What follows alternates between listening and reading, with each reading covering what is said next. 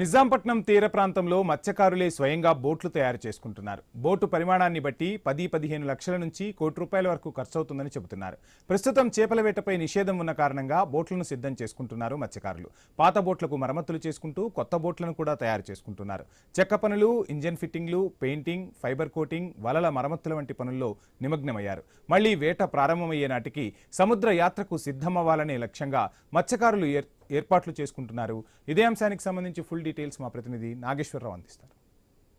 మత్స్యకారుల జీవనోపాధికి అవకాశం ఉండే విధంగా తగు బోటుల్లో మత్స్యకారులు వేటకు వెళ్తూ ఉంటారు. ఇదే క్రమంలో మత్స్యకారులు వేటకు వెళ్ళేందుకు నిజాంపట్నంలోనే ఏదైతే మత్స్యశాఖ అధికారి కార్యాలయం వెనక ఉన్న ఈ మత్స్యశాఖ బోటును అయితే తయారు చేస్తున్న పరిస్థితి అయితే ఉంది. ఇక్కడ ఏదైతే మత్స్యకారుల వేట నిషేధం ప్రజెంట్ వేట నిషేధం ఉన్న సమయంలో ఈ యొక్క ఎవరైతే కొత్తగా ఏదైతే మత్స్య సంపదకు వేటకు వెళ్ళేందుకు ఇది ఒక వ్యాపారం లాగా కూడా భావిస్తూ వ్యాపారంగా తీసుకునేందుకు ఈ బోట్లు భారీగా ఈ యొక్క బోటును తయారు చేశారు.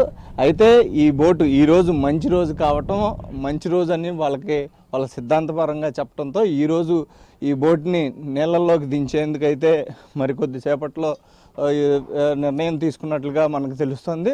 అలాగే ఈ యొక్క బోటు కూడా దాదాపుగా 30 లక్షలు 20 లక్షల దాకా ఈ బోటు ఖర్చు అవుతుందని కూడా ఈ మత్స్యకారులు చెప్తున్న పరిస్థితి అయితే ఉంది.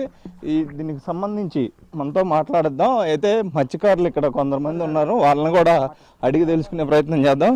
ఏమండి, ఎక్కడి నుంచి అసలు మీదే ఊరు ఏంటి అసలు? అక్కడ అది కృష్ణా జిల్లా అండి. కృష్ణా జిల్లా. ఇక్కడ వీళ్ళంతా నాకు చుట్టాలేను. వాళ్ళ ద్వారా ఇక్కడ ఉండి వేటకెళ్తా ఉంటాం. ఇక్కడే ఉండి వేటకెళ్తాం. ఈ బోట్ తయారీ ఇప్పుడు మీరు అంటే ఎవరిది బోటు? మా ఓనర్ గారు సొన్నపూడి బసవయ్య గారు అని ఆయనది.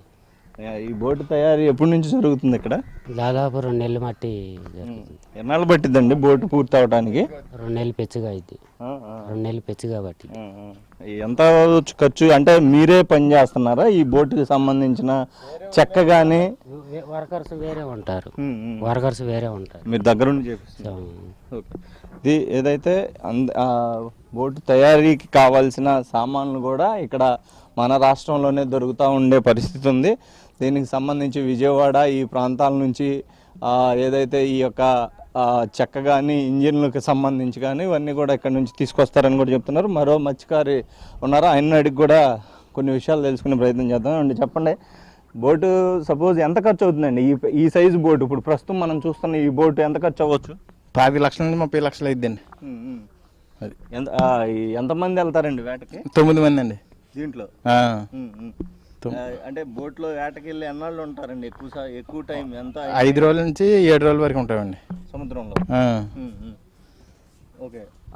ఇప్పుడు ప్రస్తుతానికి ఈ బోట్ ఈ రోజు దింపుతున్నారండి నైట్కి. ఈ రోజే కారణం ఏంటంటే ఇప్పుడు ప్రస్తుతానికి మత్స్య నిషేధం, వేట నిషేధం ఉంది కదా. నిషేధం అయినా మాకు మంచి రోజు అని, తర్వాత మంచి రోజులు లేవని దించేసుకుంటున్నాం. ఓకే.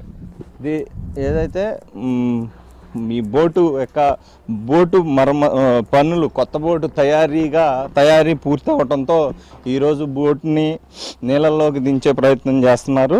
అలాగే దీనికి సంబంధించి మరికొందరు ఉన్నారు మత్స్యకారులు, వాళ్ళని అడిగి తెలుసుకునే ప్రయత్నం చేద్దాం. చెప్పండి, అసలు వెనకమాల ఈ ఫ్యాన్ ఎలా ఉపయోగపడుతుంది? దీనికి ఇంకా ఏం పెడతారు ఏంటి అసలు? ఇంకా ఇక్కడ సుక్కాను ఉండిద్ది అండి. సుక్కాను ఉండిద్ది, దానికి పెట్టి మళ్ళీ ఇయ్యేస్తారు ఒక వైరు ఇంజిన్ మొత్తం. అప్పుడు తిరిగి లాన్ స్టీరింగ్ ఉండేది, అది తిప్పుతారు. తిప్పితే అప్పుడు ఎదరికెళ్తా ఉండేది. అంటే ఇప్పుడు ఇది తిప్పుతా ఉంటే నీళ్ళు ఏమైనా రావండి దీంట్లోకి లోపలికి? వెళ్ళవండి, నీళ్ళు వెళ్ళవండి. ఇదే స్పీడ్ తన్నిద్ది నీళ్ళని వెనక్కి ఎదరికెళ్తా ఉండేది. స్పీడ్గా తిప్పుతా ఉన్నప్పుడు నీళ్ళకి వెళ్ళం, ఇక ఎదరికెళ్తా ఉండేది. అంటే ఇంకా మొత్తం పని అయిపోయిందండి? ఇంకేమన్నా ఫిట్టింగ్ ఎలా ఉన్నా మొత్తం చేయాల్సింది ఏమన్నా ఉంది? ఇక్కడ చెయ్యాలండి, చాలా ఉందండి.